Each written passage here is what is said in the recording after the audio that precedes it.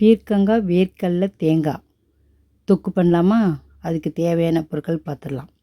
வெங்காயம், தக்காளி, பீர்க்கங்காய், இஞ்சி, கறிவேப்பிலை, கொத்தமல்லி,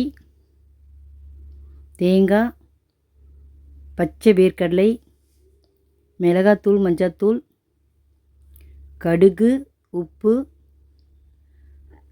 தக்காளி, வெங்காயம் பொடிசாக கட் பண்ணிக்கோங்க. இது சீவி வச்சுக்கோங்க. இஞ்சி, கொத்தமல்லி பொடிசாக கட் பண்ணிங்க. கறிவேப்பிலை இது தோல் சீவிட்டு இது மாதிரி சின்ன சின்ன பீஸாக போட்டுங்க. வேர்க்கடலையே 1 ஹவருக்கு முன்ன ஊற வச்சுருங்க. ஊற வச்சுட்டு இப்போ நம்ம வேக வச்சிடலாம். கொஞ்சம் தண்ணி ஊற்றி உப்பு போட்டு வேக வச்சுக்கலாம். அவ்வளோதான், வேர்க்கடலை வந்துச்சு. எடுத்து வெடிக்கட்டி வச்சுக்கோங்க. இப்போ மிக்ஸி ஜாரில் தேங்காய் போட்டு தண்ணி ஊற்றி அரைச்சி வச்சுக்கோங்க. ரொம்ப தண்ணியாக இருக்காதுங்க, திக்காக அரைச்சி வச்சுக்கோங்க மழை. இப்போ எண்ணெய் காஞ்சோன்னா கடுகு போட்டுருங்க. இஞ்சி, வெங்காயம் நல்லா வதக்கணும். வெங்காயம். இப்போ தக்காளியும் போட்டு நல்லா வதக்கணும். நல்லா வதக்கிடுங்க தக்காளியும். உப்பு, மஞ்சத்தூள்,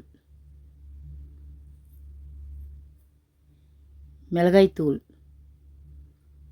எல்லாத்தையும் போட்டு நல்லா கலரி விட்டுணும். தண்ணி ஊற்றாதீங்க. நல்லா முதல்ல இது மாதிரி கலரி விட்டு கொஞ்ச நேரம் அப்படியே இருக்கட்டும்.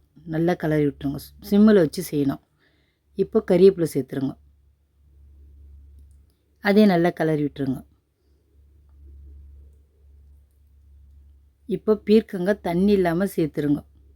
சேர்த்துட்டு எண்ணெயிலே நல்லா வதக்கிடணும். பீர்க்கங்காயை நல்லா வதக்குங்க. எண்ணெயிலேயே அந்த மசாலாவில் நல்லா வதக்குங்க.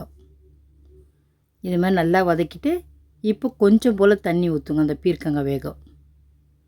அவ்வளோதான், ஒரு தட்டு போட்டு மூடிடலாம்.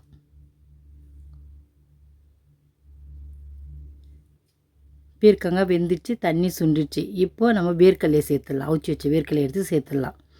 சேர்த்துட்டு நல்லா கலரி விடுங்க.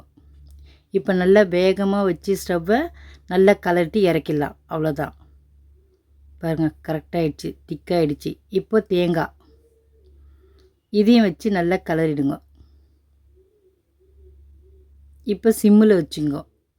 சிம்மில் வச்சு ரெடி ஆயிடுச்சு. பீர்க்கங்காய் வேர்க்கடலை தேங்காய் அரைச்சி ஊற்றி தொக்கு. சாப்பிட்டு பார்த்துட்டு எப்படி இருக்குன்னு சொல்லுங்கள்.